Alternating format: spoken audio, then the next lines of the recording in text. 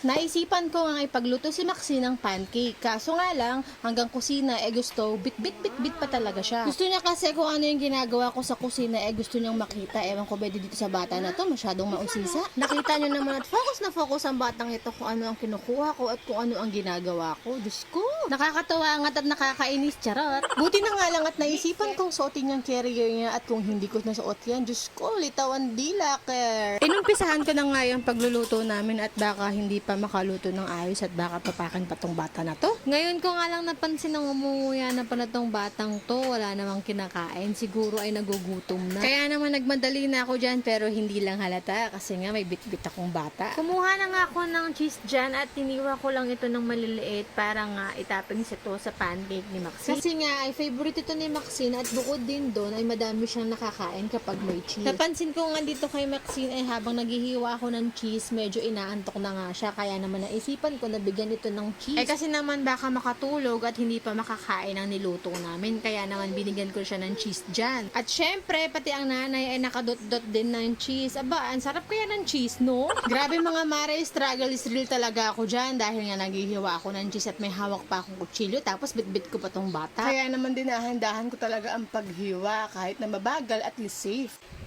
Inumpisahan ko na nga ang pagluluto dyan at in fairness, nakikisama ang bata, sobrang behave. Behave talaga yan, basta may kinakain, charis. Grabe mga mare, lately hindi na nga ako makakilos mag-isa dahil itong si Maxine gusto laging bitbit, gusto laging nakabunto. Gusto niya kasi lagi akong kasama, mawala lang ako sa paningin niya. Diyos ko, ngawa talaga yan ng todo-todo. Kaya ayan, mapakusina, mapa-CR, talagang laging bitbit ko siya. Pero minsan, pinapakiusapan ko siya pag once na pupunta nga ako ng CR. Siyempre gusto ko naman makapag-focus. Alam mo naman pag nasa CR tayo, kailangan focus tayo para mailabas ang dapat ilabas. Kaya naman no choice talaga ako kasi mahirap talaga kapag wala kang katuwang sa pag-aalaga. Pero bukod doon, na-enjoy ko naman yung mga moment na yon dahil nga minsan nga lang silang maging bata. Kaya ayan nga, multitasking pa more. Nakakapagod, nakaka-drain, pero most of the time, nakakatuwa. Masarap sa pakiramdam talaga. Lalo na pag para sa bata na to. Face check! Pawisan, pero enjoy! Ayan na nga't sarap na sarap nga dyan ng bata sa pagkain niya ng pancake. O siya, hanggang dito na lang mga mare. Salamat!